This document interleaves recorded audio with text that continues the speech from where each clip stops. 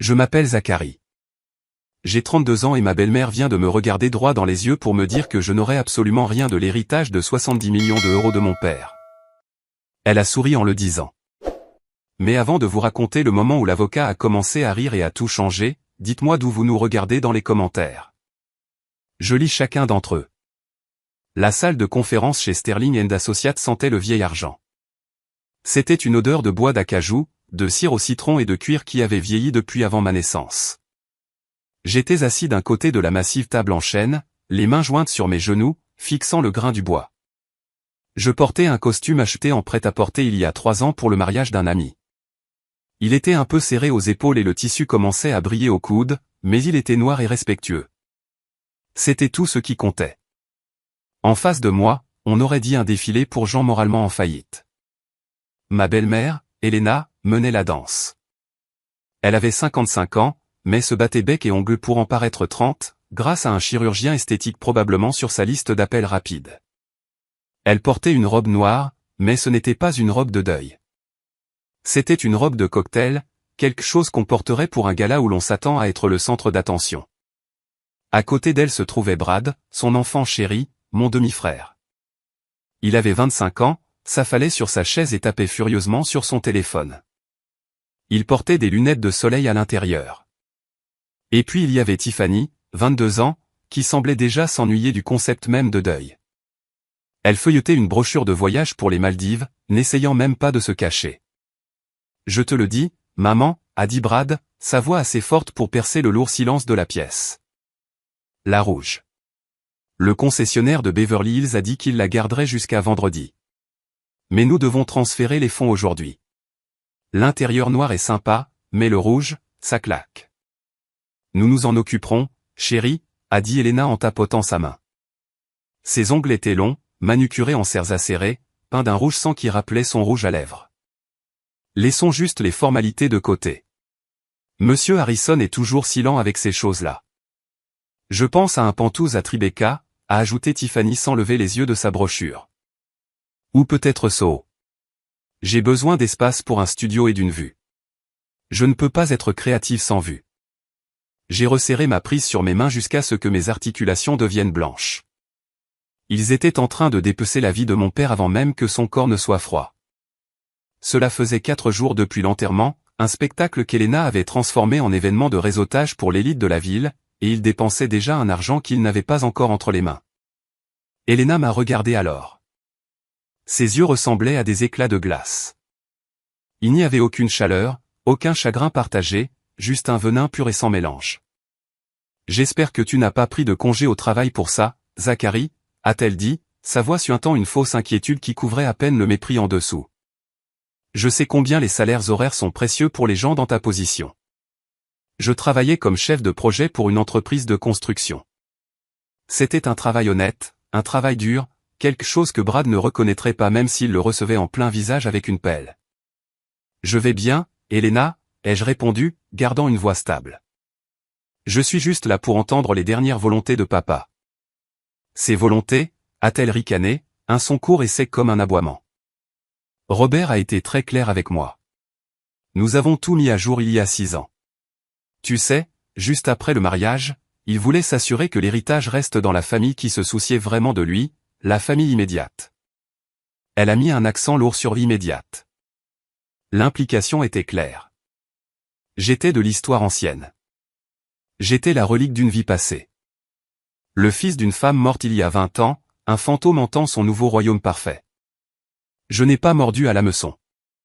Je me suis souvenu de la dernière conversation que j'avais eue avec mon père.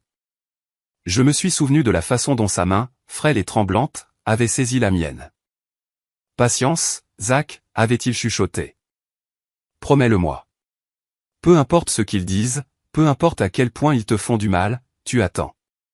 Tu les laisses montrer qui ils sont. » J'avais promis. Alors, je suis resté assis, j'ai avalé ma colère et je les ai laissés croire qu'ils avaient gagné. Ils ne pouvaient même pas t'appeler, n'est-ce pas, a ricané Brad en levant les yeux de son téléphone. Quand il était malade. Qui était là? Maman. Toi, tu étais probablement trop occupé à jouer dans la terre sur tes chantiers. Je me suis mordu l'intérieur de la joue si fort que j'ai senti un goût métallique. Il savait exactement pourquoi je n'avais pas été là. Il savait parce que c'était eux qui avaient verrouillé les portes. Monsieur Harrison va vous recevoir maintenant, a dit la réceptionniste en entrant dans la pièce. Elle avait l'air nerveuse. Elle a refusé de croiser le regard d'Helena. Nous sommes entrés dans le sanctuaire intérieur. Monsieur Harrison était assis derrière son bureau. C'était une montagne d'hommes, même à la fin de la soixantaine.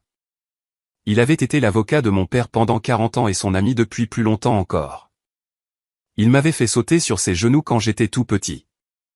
D'habitude, Monsieur Harrison était l'image du professionnalisme stoïque. Mais aujourd'hui, il y avait quelque chose de différent chez lui.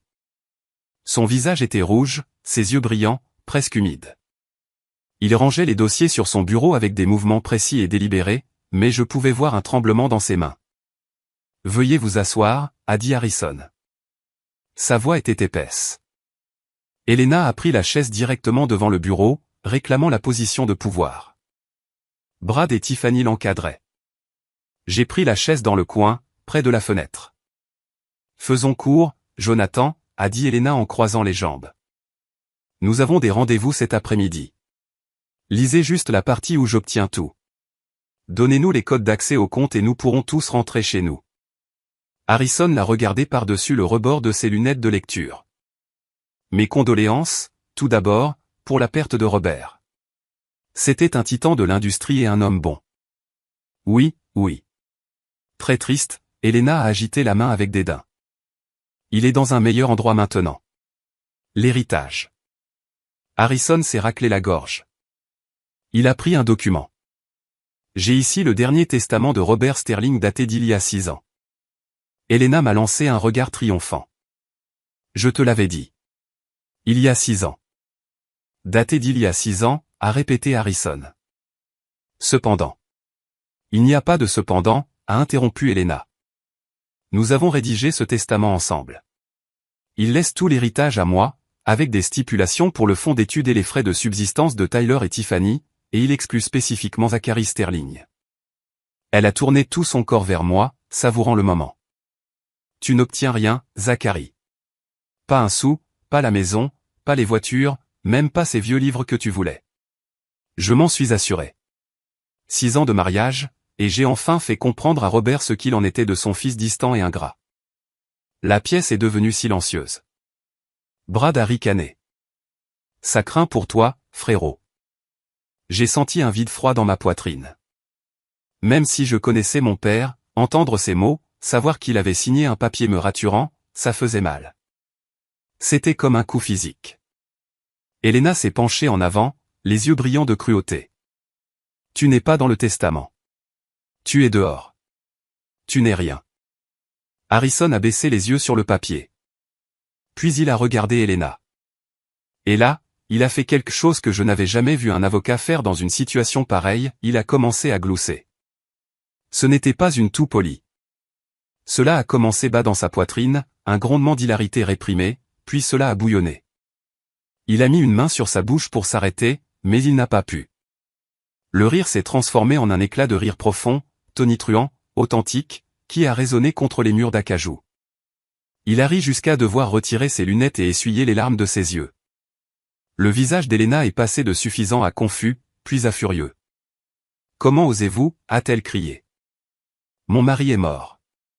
C'est une occasion solennelle.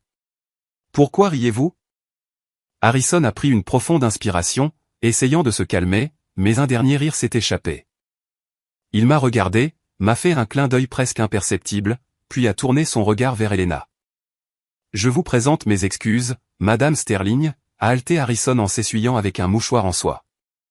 C'était non professionnel. Mais vous. Vous avez vraiment une imagination débordante. Excusez-moi. Helena s'est levée, ses mains frappant le bureau. Vous ne savez vraiment pas, n'est-ce pas, a dit Harrison, sa voix tombant soudain d'une octave, devenant mortellement sérieuse. Vous pensez vraiment qu'un morceau de papier d'il y a 6 ans est la fin de l'histoire? C'est la seule histoire, a crié Helena. Oh, Helena, a dit doucement Harrison. Vous avez joué une très bonne partie, mais vous avez oublié une chose. Robert Sterling n'a pas bâti un empire en étant aveugle, et il n'a certainement pas laissé son héritage sans protection. Le son du rire de Monsieur Harrison a semblé débloquer quelque chose dans mon cerveau. Soudain, le bureau stérile a disparu, et j'ai été replongé dans les souvenirs étouffants des 6 dernières années. C'était comme une bobine de film jouée en avance rapide, montrant exactement comment nous étions arrivés à ce moment de toxicité absolue. Je me suis souvenu du jour où Elena a emménagé. J'avais 26 ans, je vivais déjà seul, mais je rendais visite à papa chaque dimanche pour le dîner. La maison de ma mère, avait toujours été chaleureuse. Elle était remplie de jaune doux, de meubles confortables et de l'odeur du pain chaud. En un mois après l'arrivée d'Elena, la maison s'est transformée en musée. La chaleur a été remplacée par du marbre froid, des angles vifs et des meubles blancs sur lesquels on était terrifié de s'asseoir. Elena n'a pas seulement redécoré la maison. Elle a redécoré la vie de mon père. La première victime fut Maria. Maria était notre gouvernante depuis ma naissance. Elle n'était pas du personnel, elle était de la famille. C'était elle qui m'avait tenu quand ma mère était morte. C'était elle qui s'assurait que papa mangeait quand il était trop déprimé pour cuisiner. Je me souviens être venu dîner un dimanche et avoir trouvé Maria en pleurs sur les marches de l'entrée, une boîte de ses affaires sur les genoux. Elle m'a viré, Zach, avait sangloté Maria, son petit corps tremblant. Elle a dit que je volais l'argenterie. Je n'ai jamais rien pris en 30 ans. Votre père? Il se tenait là. Il avait l'air si fatigué. Zach, il n'a rien dit. J'étais entré en trombe, prêt à déclarer la guerre. J'avais trouvé papa dans son bureau, fixant la fenêtre. Il paraissait plus petit, plus vieux que son âge. Papa, tu ne peux pas la laisser faire ça, avais-je plaidé. C'est Maria. C'est pour le mieux, fils, avait dit papa, sa voix creuse. Elena a besoin de se sentir à l'aise. Elle a besoin de gérer la maison à sa façon. S'il te plaît, je ne veux pas me battre. C'était le modèle. Papa, un homme qui avait négocié des contrats de plusieurs millions et affronté des grèves syndicales, s'effondrait devant le terrorisme émotionnel d'Elena. Il choisissait la paix plutôt que la justice parce qu'il était seul et terrifié à l'idée de l'être à nouveau. Puis vint l'isolement. Lentement, les amis de papa ont cessé de venir. Ses partenaires de golf m'ont dit qu'Elena les faisait se sentir indésirables, critiquant leurs vêtements, leurs blagues, leur politique. Puis ce fut au tour des appels téléphoniques. Chaque fois que j'appelais le fixe, Elena répondait. Il se repose, disait-elle. Ou, il passe une mauvaise journée, Zachary. Ne l'énerve pas. Cela a empiré avec le diagnostic. Parkinson compliqué par une insuffisance cardiaque. C'était une sentence lente et cruelle. Et Elena est devenue la gardienne. Je n'étais plus un fils. J'étais une menace pour la sécurité. Tu l'énerves, m'a dit Elena un après-midi où j'essayais de rendre visite. Elle bloquait le seuil de son corps, Brad se tenant derrière elle comme un videur. Chaque fois que tu pars, sa tension artérielle grimpe. Le médecin a dit, pas de visiteur. Je ne suis pas un visiteur. Je suis son fils, avais-je crié, sentant l'impuissance monter dans ma gorge comme de la bile. Tu es un facteur de stress, a-t-elle craché. Pars, ou j'appellerai la police pour intrusion. Je suis resté là, levant les yeux vers la fenêtre de la chambre de mon père. Je savais qu'il était là-dedans. Je me demandais s'il pensait que je l'avais abandonné. Je me demandais si Elena lui disait que j'étais trop occupé, trop égoïste pour venir. Mais il ne connaissait pas Thomas. Thomas était le jardinier en chef. Il avait 60 ans, grincheux et loyal jusqu'à la moelle. Il détestait Elena parce qu'elle avait essayé de lui faire paver le jardin de roses de ma mère pour installer une terrasse de méditation. 2 mois avant la mort de papa, Thomas m'a trouvé attendant dans ma voiture au bout de la rue. Il a frappé à la vitre. Code du portail, 4492, a-t-il grogné. Porte arrière déverrouillée ce soir à 2 heures du matin. L'infirmière Grace est de garde. Elle déteste la sorcière aussi. Cette nuit-là, je me suis glissé dans ma propre maison d'enfance comme un voleur. La maison était silencieuse. J'ai monté les escaliers sur la pointe des pieds, évitant la marche grinçante que j'avais mémorisée adolescent en sortant en cachette pour des fêtes. Quand je suis entré dans la chambre de papa, je m'attendais à voir un légume. C'est ce qu'Elena disait à tout le monde. Robert est parti mentalement. Il ne sait même plus qui je suis. Mais quand je me suis assis près du lit, les yeux de papa se sont ouverts. Ils étaient clairs. Fatigué, oui. Douloureux, oui, mais clair. Zach, a-t-il chuchoté. Je suis là, papa, ai-je étouffé en saisissant sa main. J'ai essayé de venir plus tôt. Elle ne m'a pas laissé. Je sais, a-t-il murmuré. Il a serré ma main. Sa poigne était étonnamment forte. Elle me dit que tu ne t'en soucies pas. Elle me dit que tu attends que je meure pour vendre l'entreprise. Tu sais que c'est un mensonge, ai-je dit. Je sais, a-t-il répondu. Il m'a attiré plus près. Écoute-moi. C'est important. Est-ce qu'il te traite bien, Elena? Les enfants? Est-ce que ça compte?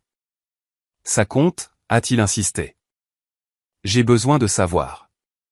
T'ont-ils montré de la gentillesse? La moindre? J'ai regardé mon père mourant, et je n'ai pas pu mentir. Non, papa. Il me traite comme de la saleté. Il traite tout le monde comme de la saleté. Il dépense ton argent en voiture et en vacances pendant que tu es couché ici. Papa a fermé les yeux. Une larme a coulé, mais quand il les a rouverts, il y avait une dureté que je n'avais pas vue depuis des années. Le vieux Robert Sterling était de retour. Bien, a-t-il dit. C'était une chose étrange à dire. J'avais besoin d'en être sûr. Je leur ai donné toutes les chances, Zach. 6 ans. Je leur ai donné toutes les chances d'être des êtres humains décents. Papa, on peut contester le testament, ai-je dit. Je peux prendre un avocat. Non, a-t-il sifflé. Pas de combat. Pas encore. Tu me le promets, Zach. Tu les laisses jouer leurs mains. Tu les laisses penser qu'ils ont gagné. Tu encaisses chaque insulte, chaque offense. Laisse-les révéler exactement qui ils sont au monde. Peux-tu faire ça pour moi? Pourquoi? Parce que le piège ne fonctionne que si la proie se pense en sécurité, a-t-il chuchoté. Harrison sait. Parle à Harrison quand je ne serai plus là. Jusque-là, silence. Nous sommes restés assis là pendant 1 heure. Nous n'avons pas parlé d'argent ou de testament. Nous avons parlé de maman. Nous avons parlé des voyages de pêche que nous avions l'habitude de faire. Nous nous sommes dit au revoir. Je suis parti avant l'aube. C'était la dernière fois que je l'ai vu vivant. Quand l'appel est arrivé pour annoncer son décès, Elena ne m'a même pas appelé elle-même. Elle a fait le faire par son assistante. Et à l'enterrement, elle a fait une performance digne d'un Oscar, drapée de dentelle noire, s'agrippant à Brad pour se soutenir, tandis que je restais seul au fond, regardant le cirque. Retour au présent. Monsieur Harrison essuyait ses lunettes. Elena fulminait. Le souvenir de cette nuit secrète m'a donné de la force. Papa n'avait pas été faible. Il avait attendu. Et maintenant, l'attente était finie. Monsieur Harrison s'est enfin calmé. La rougeur amusée était encore sur ses joues, mais ses yeux étaient tranchants comme du silex maintenant. Il a posé ses mains à plat sur le bureau. Madame Sterling, a dit Harrison, sa voix calme. Vous avez raison sur une chose. Il y a un dernier testament d'il y a 6 ans. Il déshérite essentiellement Zachary et laisse le gros de l'héritage à vous. Elena a souri, lissant sa jupe. Exactement. Alors pourquoi perdons-nous du temps? J'ai un agent immobilier qui m'attend. Nous mettons en vente la maison des Hantons. Cependant, a continué Harrison en l'ignorant. Vous semblez avoir une incompréhension significative sur la façon dont Robert a structuré ses actifs. Savez-vous ce qu'est un trust, Madame Sterling? Elena a levé les yeux au ciel. Bien sûr que je sais. C'est un compte bancaire pour les riches. Arrêtez de me prendre de haut. Pas tout à fait, a dit Harrison. Un testament commande où vont les actifs après la mort. Mais un trust. Un trust possède les actifs pendant que vous êtes en vie. Et si un trust possède la maison, la voiture et le compte bancaire, alors le testament n'a aucun pouvoir sur eux. Le testament ne peut pas donner ce que Robert ne possédait pas personnellement. De quoi bafouillez-vous, a interrompu Brad en retirant ses lunettes de soleil. Il avait l'air agacé. Papa possédait tout. Son nom était sur les chèques. Son nom était sur les chèques en tant que fiduciaire, a corrigé Harrison. Mais c'est là que ça devient intéressant. Robert a établi le Sterling Family Revocable Trust il y a 25 ans. C'était le panier qui contenait tout ce qu'il a bâti. Et il l'a changé, a claqué Elena. Il l'a changé quand nous nous sommes mariés. Il a fait de moi la bénéficiaire. Il l'a fait, a hoché la tête Harrison. Pendant un moment. Mais vous voyez, la chose avec un trust révocable est que, eh bien, il est révocable. Il peut être changé, amendé ou remplacé entièrement. Harrison a ouvert un nouveau dossier. Il était épais. Il a sorti un document tamponné de sceaux officiels. Ceci, a dit Harrison en tapotant le papier, est le Sterling Family Trust restructuré, exécuté il y a 15 mois. Il remplace complètement toutes les versions précédentes. Il a été signé, notarié et classé parfaitement. Elena a ri nerveusement. C'est impossible. Robert n'a rien signé il y a 15 mois. J'étais avec lui chaque jour. Je surveillais son courrier. Je surveillais ses visiteurs. Vous surveillez sa porte d'entrée, a dit Harrison. Vous ne surveillez pas sa clarté cognitive nocturne. Et vous n'avez certainement pas surveillé le notaire privé qui est venu par l'entrée du jardin. J'ai observé le visage d'Elena. La couleur commençait à s'enfuir, laissant son fond de teint ressembler à un masque d'argile jaune. Il était malade, a-t-elle crié. Il n'était pas sain d'esprit. S'il a signé quoi que ce soit, c'était sous la contrainte où il était confus. Je vais poursuivre. Je vais le faire annuler. Vous ne pouvez pas prouver qu'il savait ce qu'il faisait. Nous arriverons à son état mental dans un moment, a dit Harrison, sa voix tombant dans un grondement dangereux. Mais d'abord, vous devez comprendre la mécanique de ce qui s'est passé. Vous voyez, quand Robert a restructuré ce trust il y a 15 mois, il a fait quelque chose de très spécifique. Il a démissionné en tant que fiduciaire. Alors quoi, a demandé Brad. Qu'est-ce que ça veut dire? Ça veut dire qu'il a arrêté de contrôler l'argent, ai-je dit. Tout le monde s'est tourné vers moi. C'était la première fois que je parlais depuis 10 minutes. Ma voix était calme, mais mon cœur battait contre mes côtes comme un oiseau piégé. Exactement.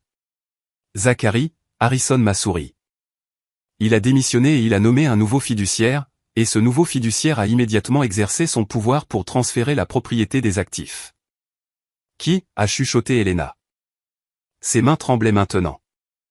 Qui est le fiduciaire? Harrison a pointé un doigt épais vers moi. Zachary, a dit Harrison. Elena m'a regardé comme si je venais de faire pousser une deuxième tête. Lui? C'est un ouvrier du bâtiment. Il ne connaît rien à la finance.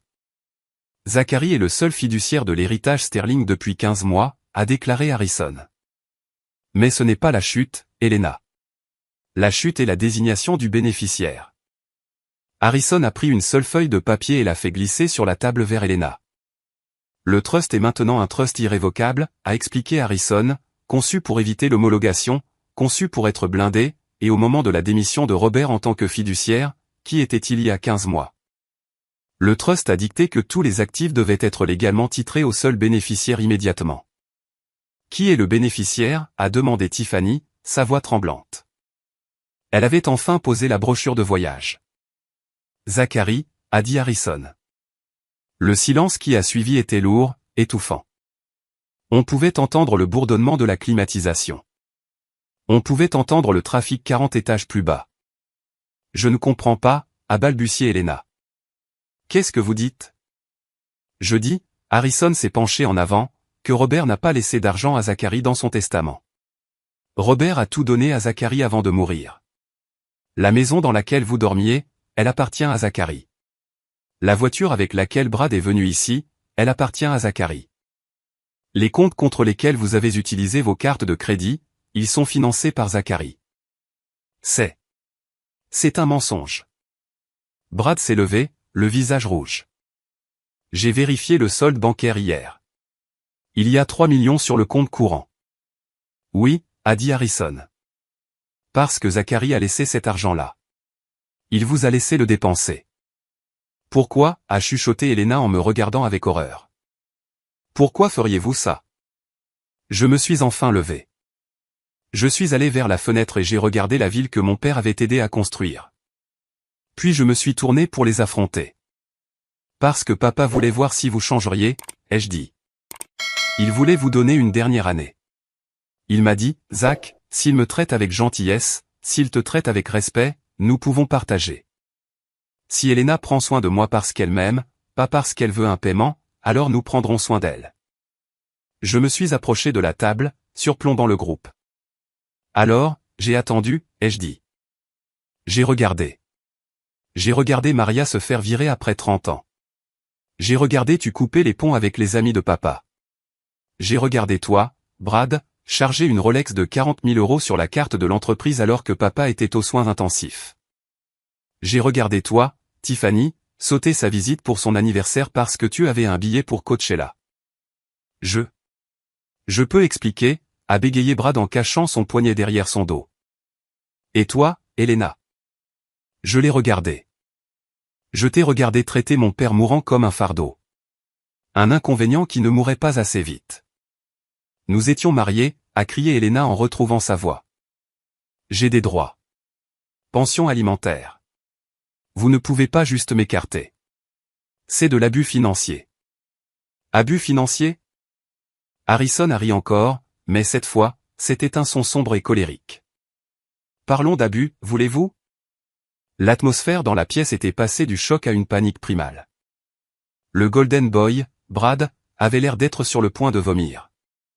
Tiffany envoyait frénétiquement des textos à quelqu'un, probablement son petit ami, réalisant que son ticket pour la grande vie était en train de brûler. Regardons les chiffres, a dit Harrison en ouvrant un grand livre. Depuis la date du transfert il y a 15 mois, le Trust, qui je vous le rappelle est la propriété de Zachary, a versé 2,4 millions d'euros en dépenses liées à vous trois. Nous avons un style de vie à maintenir, a argumenté Elena, bien que sa voix soit plus fine. Robert voulait que nous vivions bien. Voulait-il que vous dépensiez 50 000 € en une retraite spirituelle à Sedona pendant qu'il était à l'hôpital, a demandé Harrison en haussant un sourcil. Voulait-il que Brad touche un salaire de consultant de 10 000 € par mois de l'entreprise pour un travail qu'il n'a jamais effectué? Voulait-il que Tiffany draine le fonds d'urgence universitaire pour un voyage à Ibiza? C'était mon argent, a crié Brad. Je suis son fils. Beau-fils, ai-je corrigé. Et non, ce n'était pas ton argent. C'était le mien. Chaque passage de cette carte depuis 1 an, c'était du vol. Grand larcin, en fait, compte tenu des montants. Brad s'est affalé dans sa chaise. Le mot larcin flottait dans l'air. C'est ridicule, a craché Elena en essayant de reprendre le contrôle.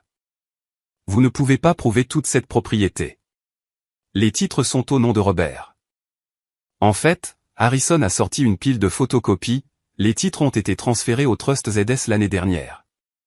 Vous n'avez juste jamais vérifié au bureau du registraire du comté. Vous étiez trop occupé à faire du shopping. Mais j'ai la procuration. Elena a attrapé des branches. La procuration prend fin au décès, a dit simplement Harrison, et elle ne s'applique qu'aux actifs que la personne possède. Robert est mort en ne possédant presque rien personnellement. Tout était déjà dans le trust.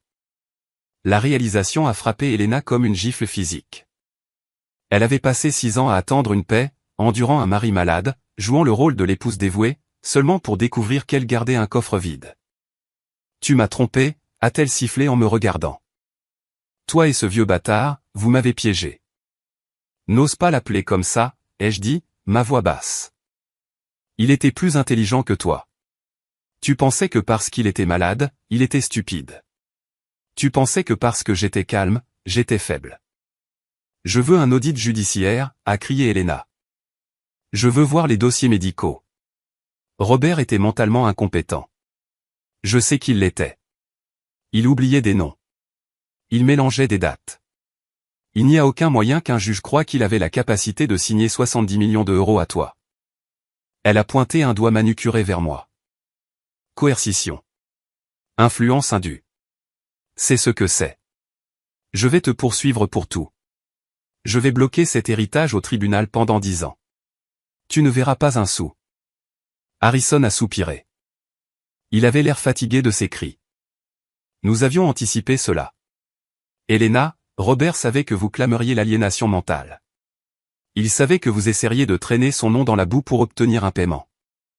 Harrison a mis la main dans sa mallette. Il a sorti une enveloppe scellée. Le jour où Robert a signé le trust restructuré, a dit Harrison, il n'a pas seulement vu un notaire, il a vu le docteur Evans. Vous connaissez le docteur Evans, le principal neurologue gériatrique de l'État. Elena a pâli. Il est allé chez un médecin. Il a subi une évaluation cognitive complète de 4 heures, a dit Harrison. IRM, tests verbaux, mémoire. Voulez-vous connaître le score? Harrison a fait glisser le rapport sur la table. Il a obtenu un 29 sur 30. L'homme était plus vif que moi.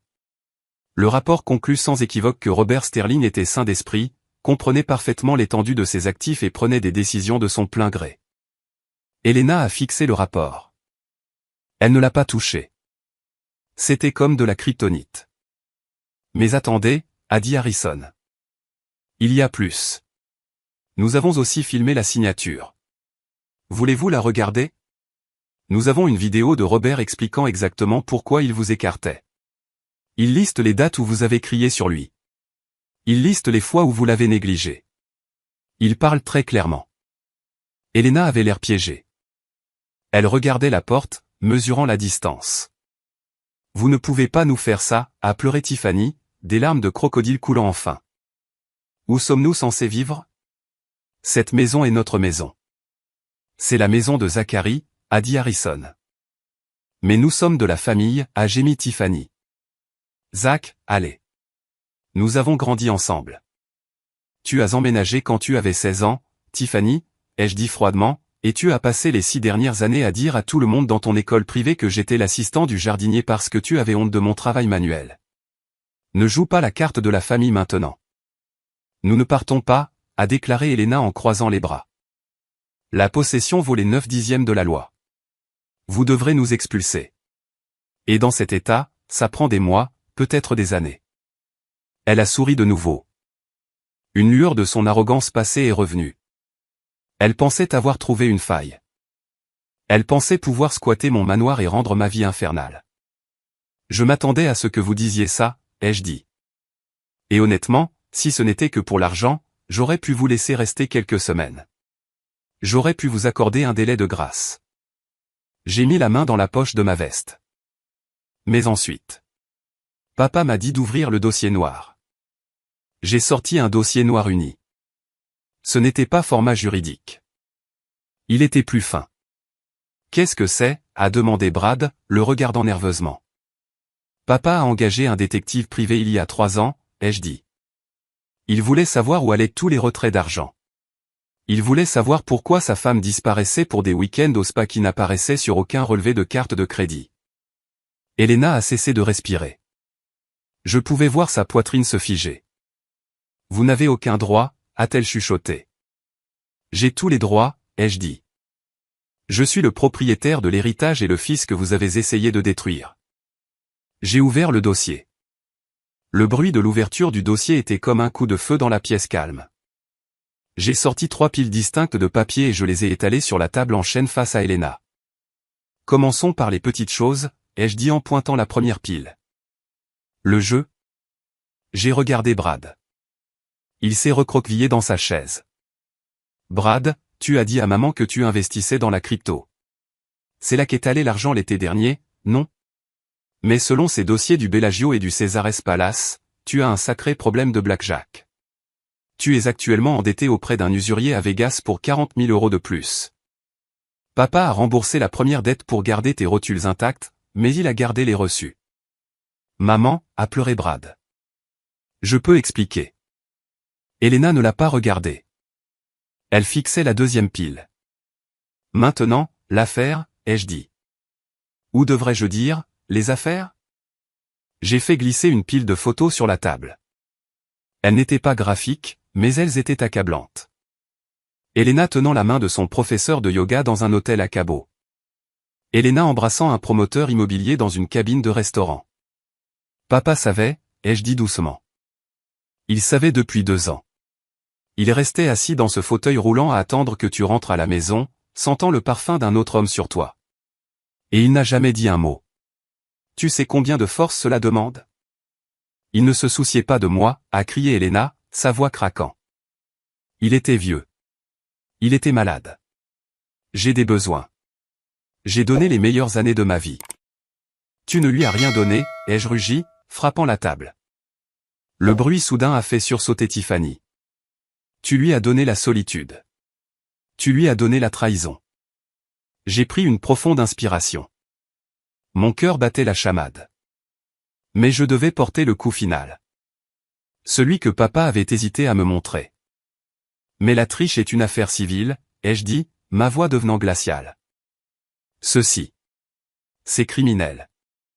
J'ai pointé la troisième pile. C'était un vieux rapport de police jauni par le temps venant d'une ville de l'Ohio. L'enquêteur de papa était minutieux, ai-je dit. Il est remonté très loin. Il s'est renseigné sur ton premier mari, Elena. Charles Vance, celui qui est mort d'une overdose accidentelle de médicaments cardiaques il y a 15 ans. Le visage d'Elena a pris la couleur de la cendre. Elle ressemblait à un fantôme. Sa bouche s'est ouverte, mais aucun son n'en est sorti. C'était classé accidentel, a-t-elle chuchoté. Le médecin légiste a dit. Le médecin légiste a dit que c'était non concluant, ai-je corrigé. Mais l'enquêteur a trouvé les dossiers de la pharmacie. Tu as renouvelé sa prescription 2 jours avant sa mort. Doublé le dosage. Et tu étais celle qui administrait ces médicaments, tout comme tu administrais ceux de papa. La pièce a tourné. Monsieur Harrison avait l'air sombre. Il savait cette partie, bien sûr. Il avait aidé à la préparer. Papa a fait analyser son sang, ai-je dit. Il y a 6 mois, quand il a commencé à se sentir anormalement groggy, il a envoyé un échantillon à un laboratoire privé. Voulez-vous savoir ce qu'ils ont trouvé? Elena secouait violemment la tête. Non, non, tu mens. Ils ont trouvé des sédatifs, Elena. Des doses élevées, des trucs qu'ils n'avaient pas prescrits. Tu le droguais. Peut-être pour le garder calme. Peut-être pour accélérer les choses. Nous ne savons pas avec certitude. Je me suis penché près d'elle. Mais voici le marché. Nous ne sommes pas encore allés chez le procureur. Nous n'avons pas montré le rapport toxicologique. Nous n'avons pas rouvert l'affaire dans l'Ohio. Elena m'a regardé, les yeux écarquillés de terreur. Pour la première fois, elle n'était pas la reine. Elle était un rat acculé. Que veux-tu, a-t-elle étouffé. Je veux la justice, ai-je dit. Mais papa. Papa voulait la paix. Il ne voulait pas que son nom soit dans les tabloïds à côté d'un procès pour meurtre. Il voulait juste que tu partes. Je partirai, a-t-elle dit rapidement. Je partirai. Juste, ne montre pas ça à la police. Oh, tu feras plus que partir, ai-je dit. Monsieur Harrison est intervenu. Puis il a fait glisser une seule feuille de papier vers chacun d'eux. C'est la distribution officielle du testament, a dit Harrison. Rappelez-vous, le testament contrôle tout ce qu'il reste qui n'est pas dans le trust, ce qui est essentiellement juste les effets personnels de Robert. Elena a regardé le papier. 1 euro, a-t-elle chuchoté. À mon épouse Elena, je laisse la somme de 1 euro, a lu Harrison. À mon beau-fils Brad, 1 euro. À ma belle-fille Tiffany, 1 euro. C'est pour s'assurer que vous ne pouvez pas contester le testament en prétendant que vous avez été oublié. Vous n'avez pas été oublié. Vous avez été parfaitement remémoré. Harrison a mis la main dans sa caisse et a sorti 3 billets de 1 euro net. Il les a posés sur la table. Un devant Elena, un devant Brad, un devant Tiffany. Prenez-le, ai-je dit. C'est votre héritage. Brad a regardé le billet d'1 euro comme s'il était infecté. Vous ne pouvez pas être sérieux. J'ai des dettes. Ce n'est pas mon problème, ai-je dit. Mais la maison, a pleuré Tiffany. Où irons-nous? Je ne sais pas, ai-je dit. Mais vous ne pouvez pas rester là. J'ai sorti 3 enveloppes de ma veste. Ce sont des avis d'expulsion, ai-je dit. Signifiez légalement, dès maintenant. Puisque vous n'êtes pas locataire et n'avez pas de bail, vous êtes considérés comme des invités qui ont dépassé leur bienvenue. Dans cet état, les invités qui posent une menace à la propriété ou au propriétaire peuvent être expulsés immédiatement. Une menace, a haleté Elena. Nous ne sommes pas une menace. Vous avez drogué le précédent propriétaire, ai-je dit assez fort pour que la réceptionniste à l'extérieur puisse entendre. Je considère cela comme une menace significative pour ma sécurité. Vous avez 24 heures, ai-je dit. J'ai une équipe de sécurité qui vous attend à la maison dans 30 minutes. Ils superviseront votre emballage. Vous prenez vos vêtements, vos articles de toilette personnels et tout article que vous avez acheté avec votre propre argent si vous pouvez le prouver. Tout le reste, les meubles, l'art, les bijoux, les voitures, reste. Cela appartient au trust. 24 heures, a crié Elena. C'est impossible. Vous feriez mieux de commencer à bouger alors, ai-je dit, parce qu'à 13 heures demain, je change les serrures. Et si vous êtes toujours sur la propriété, vous serez arrêté pour intrusion. Elena a regardé le billet d'1 euro. Puis elle a regardé l'avis d'expulsion. Puis elle a regardé le dossier du détective qui détenait ses secrets les plus sombres. Elle s'est levée. Elle tremblait, mais elle a essayé de rassembler un dernier lambeau de dignité. Elle a attrapé son sac à main. Elle n'a pas pris le euro. Tu es un monstre, a-t-elle dit. Robert aurait honte de toi. Robert est celui qui a écrit le plan, Elena, ai-je dit. Je suis juste l'exécuteur. C'est le moment qui a tout changé, quand j'ai enfin repris le contrôle de ma vie et de l'héritage de mon père. Merci de m'avoir patiemment écouté jusqu'ici. Vous êtes incroyable. S'il vous plaît, cliquez sur ce bouton j'aime et commentez le chiffre 1 ci-dessous pour que je sache que vous êtes avec moi. Cela aide vraiment plus de gens à trouver cette histoire et me fait savoir que mon expérience signifie quelque chose pour vous. Votre soutien est ma plus grande motivation pour partager la suite de ce voyage. La porte s'est refermée derrière eux et le silence qui a envahi la pièce était lourd, mais c'était un bon type de lourd. C'était le sentiment d'un orage qui s'arrête enfin. Monsieur Harrison a laissé échapper un long soupir tremblant et s'est affalé dans sa chaise. Il avait l'air 10 ans plus jeune qu'il ne l'était il y a 1 heure. Eh bien, a-t-il dit en ramassant les 3 billets de 1 euro qu'ils avaient laissés sur la table. C'est allé exactement comme Robert l'avait prédit. A-t-elle mordu à l'hameçon, ai-je demandé, mes mains cessant enfin de trembler. Elle n'a pas combattu le rapport du détective, a hoché la tête Harrison. Cela signifie que c'est vrai. Si elle avait été innocente, elle aurait crié pour la police sur le champ. Son silence était un aveu. On envoie ça au procureur, ai-je demandé. C'était la partie avec laquelle je luttais. Je la détestais, mais l'envoyer en prison signifiait traîner le nom de papa dans une enquête pour meurtre. On garde ça, a dit Harrison. C'est notre police d'assurance. Si elle essaie de poursuivre, si elle essaie de vendre une histoire à la presse, si elle s'approche un jour à moins de 3 mètres de toi, nous lâchons la bombe. C'est une épée de Damoclès suspendue au-dessus de sa tête pour le reste de sa vie. J'ai hoché la tête. C'était une punition appropriée. Elena, une femme qui avait besoin de contrôle plus que d'air, passerait le reste de sa vie à regarder par-dessus son épaule, sachant que nous détenions le pouvoir de la détruire avec un seul appel téléphonique. Ici, Harrison m'a tendu un autre document, la pièce finale. C'était une ordonnance restrictive, temporaire, mais avec la preuve que nous avions du drugging, un juge l'avait signée immédiatement. S'ils ne sont pas partis dans 24 heures, a dit Harrison, la police les expulsera physiquement. Tu n'as pas à lever le petit doigt. Je me suis levé et j'ai serré la main de monsieur Harrison. Merci, Jonathan, pour tout, pour l'avoir protégé quand je ne pouvais pas. C'était mon meilleur ami, Zach, a dit Harrison, ses yeux humides. Il t'aimait plus que tout. Il a juste. Il a fait une erreur en l'épousant. Il a essayé de la réparer de la meilleure façon qu'il connaissait. J'ai quitté le bureau et j'ai conduit directement à la maison. Je me suis garé au bout de la rue, juste à regarder. J'ai vu un camion de déménagement arriver, pas un professionnel, mais une camionnette de location à l'heure. J'ai vu Brad transporter des boîtes de basket de marque, l'air furieux. J'ai vu Tiffany pleurer sur la pelouse en tenant un sac de vêtements. Et j'ai vu Elena. Elle faisait les 100 pas, criant après les déménageurs, criant après ses enfants. Mais chaque fois qu'elle regardait vers la rue, vers là où ma voiture était garée, elle s'arrêtait. Elle avait l'air effrayée. Je ne suis pas entré. Je n'avais pas besoin de jubiler. Papa avait raison. La victoire n'était pas dans les cris. Elle était dans le silence de leur disparition. Le lendemain à 13h01, j'ai monté l'allée. La camionnette était partie. La maison était silencieuse. J'ai tapé le code. La porte s'est ouverte. Le couloir était vide. Ils avaient emporté leurs objets personnels, mais la maison demeurait.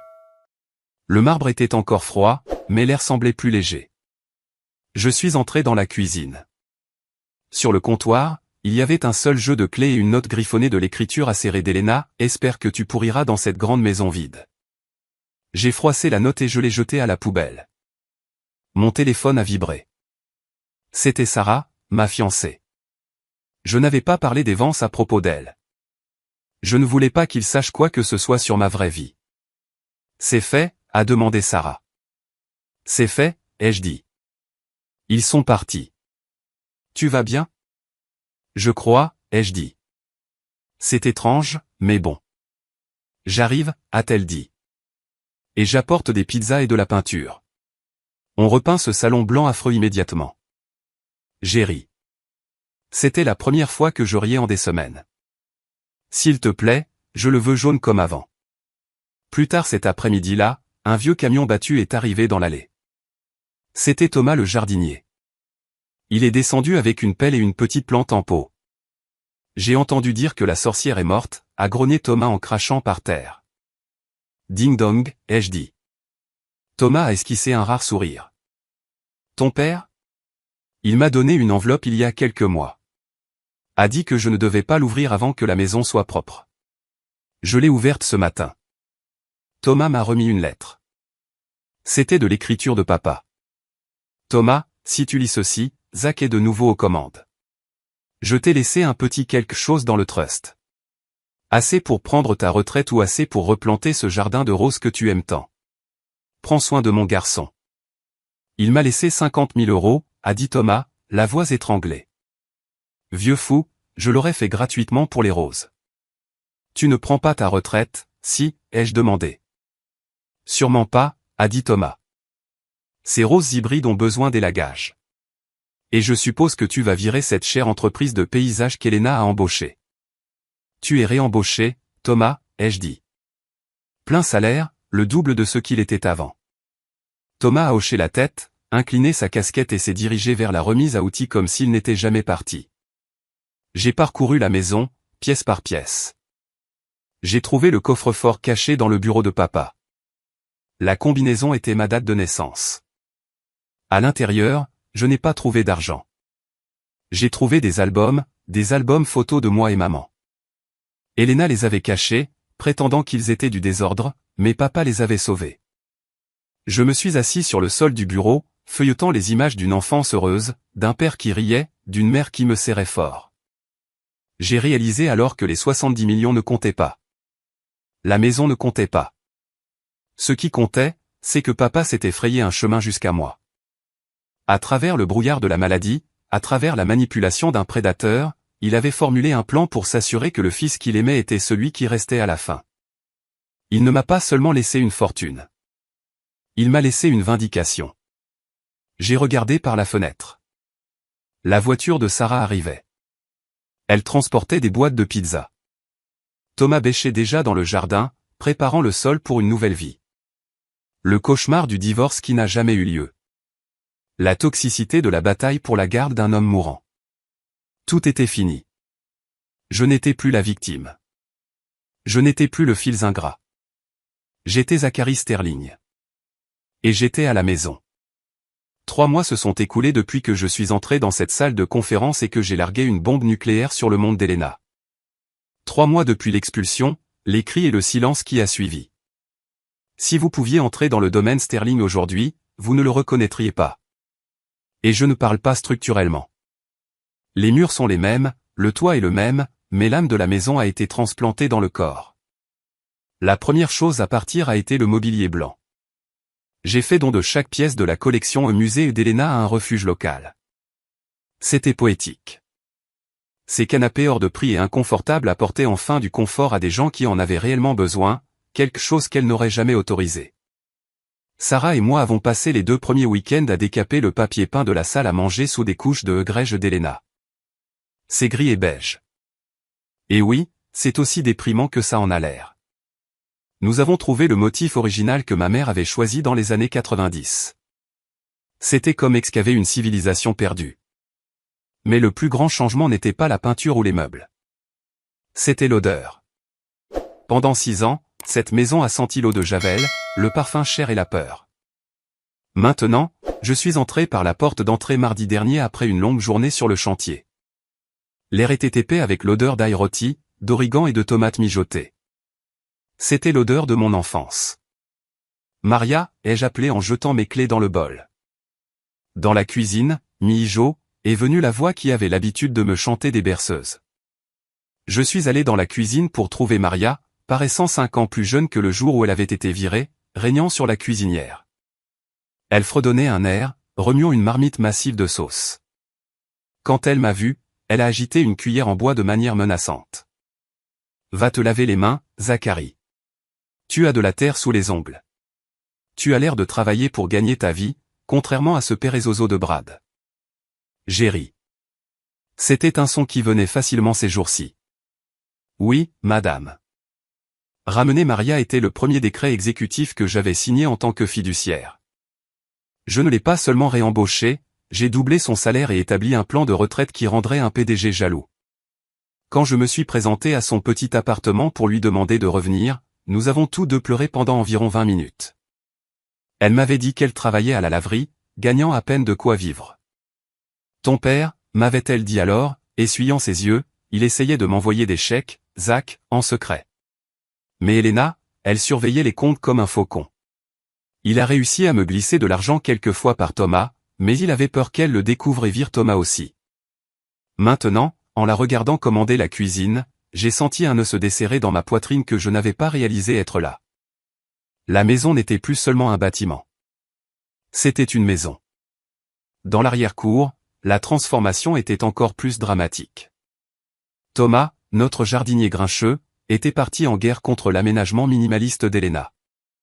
Il avait arraché le jardin zen en gravier qu'elle avait installé, que papa détestait parce qu'on ne pouvait pas marcher dessus, et avait replanté les lits de roses. Je suis sorti sur la terrasse avec un verre de limonade que Maria m'avait mis dans la main. Thomas était à genoux, couvert de boue, élaguant un buisson qui explosait avec des pétales jaunes.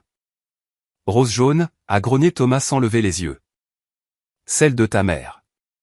La Golden Célébration. C'est la race. Elles ont l'air incroyables, Thomas, ai-je dit. Elles sont robustes, a-t-il dit en tapotant le sol, comme ton père. Tu les coupes, tu les affames, elles hibernent juste. Elles attendent le soleil. Puis elles reviennent plus fortes. Il s'est levé, s'essuyant le front. Au fait, une lettre est arrivée pour toi. Le coursier l'a déposée. C'est de la part de Harrison. J'ai senti un léger picotement de nerfs. Même si nous avions gagné, l'ombre d'Elena planait toujours largement dans mon esprit. Je me suis assis sur les meubles de terrasse, de nouveaux trucs confortables et résistants aux intempéries sur lesquels on pouvait réellement s'asseoir, et j'ai déchiré l'enveloppe. Ce n'était pas de mauvaises nouvelles. C'était la clôture. Harrison écrivait pour me mettre à jour sur la situation des Vance, comme nous l'appelions. Elena vivait actuellement dans un appartement de 2 chambres à travers la ville. Il s'est avéré que sans la carte de crédit sterling pour la soutenir, son cercle social s'était évaporé plus vite qu'une flaque d'eau dans le désert. Mais ce n'était pas le gros titre. Le gros titre était l'enquête d'assurance. Cher Zacharie, disait la lettre, je pensais que tu aimerais savoir que sur la base du dossier du détective privé, que nous avons anonymement transmis au procureur de l'Ohio, la compagnie d'assurance qui a payé le décès de Charles Vance a rouvert la réclamation. Ils poursuivent Elena pour fraude. Ses actifs sont gelés. Elle est actuellement représentée par un avocat commis d'office parce qu'elle ne peut pas se permettre un avocat privé. J'ai laissé échapper un sifflement bas.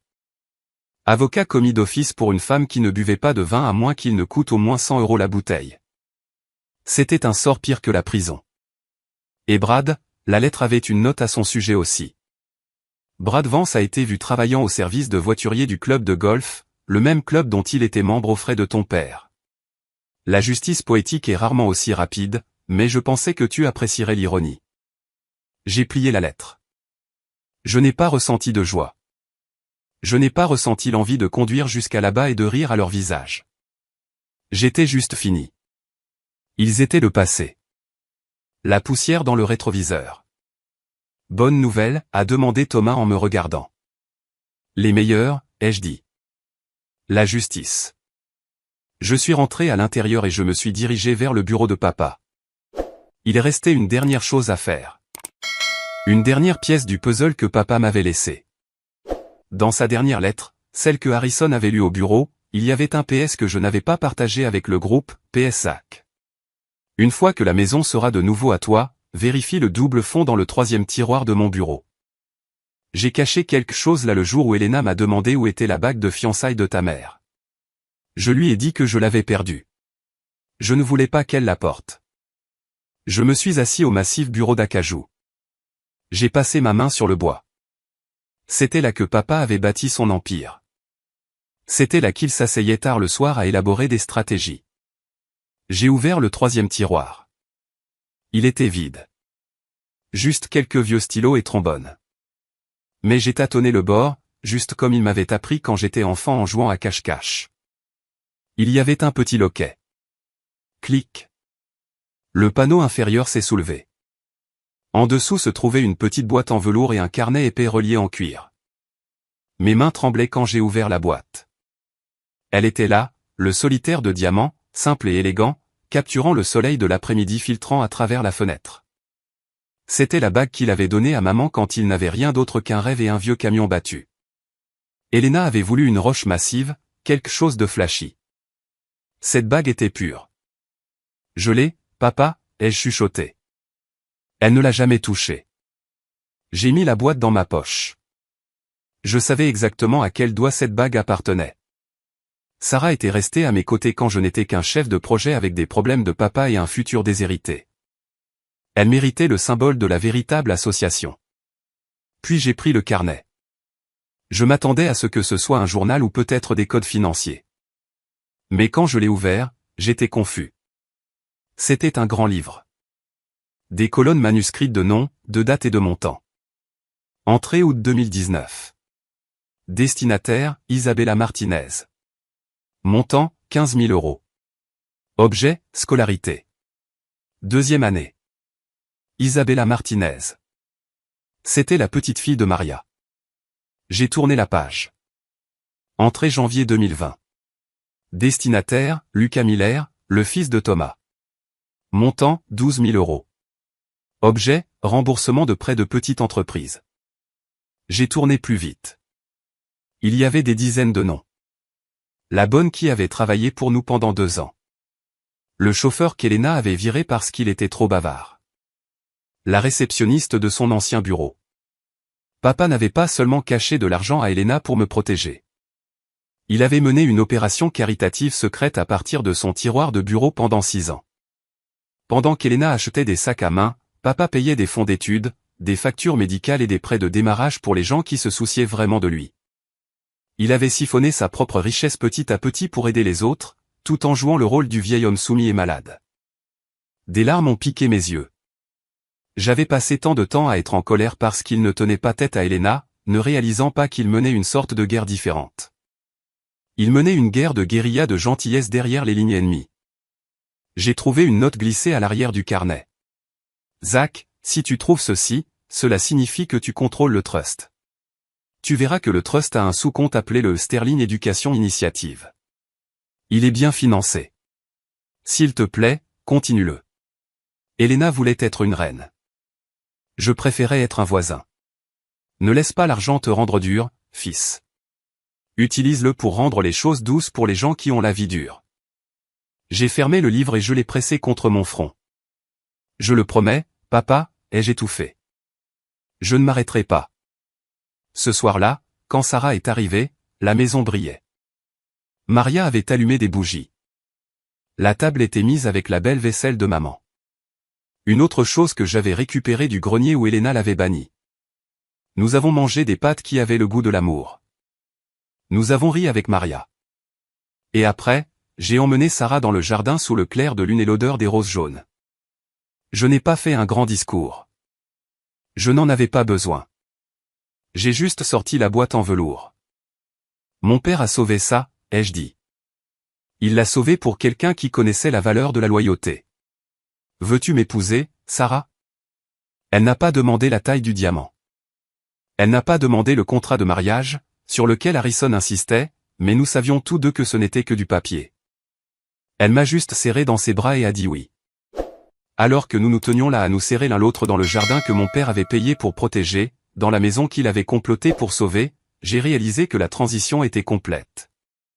L'obscurité des 6 dernières années était partie. C'était un jour tout neuf. Le vent au cimetière de Woodlawn est toujours différent de n'importe où ailleurs dans la ville. Il est plus calme, portant l'odeur du pin et de la terre humide. Je me suis garé, ma voiture, un SUV fiable, pas la voiture de sport flashy que Brad avait convoité, et je suis allé ouvrir la porte pour Sarah. Elle était enceinte de 6 mois maintenant.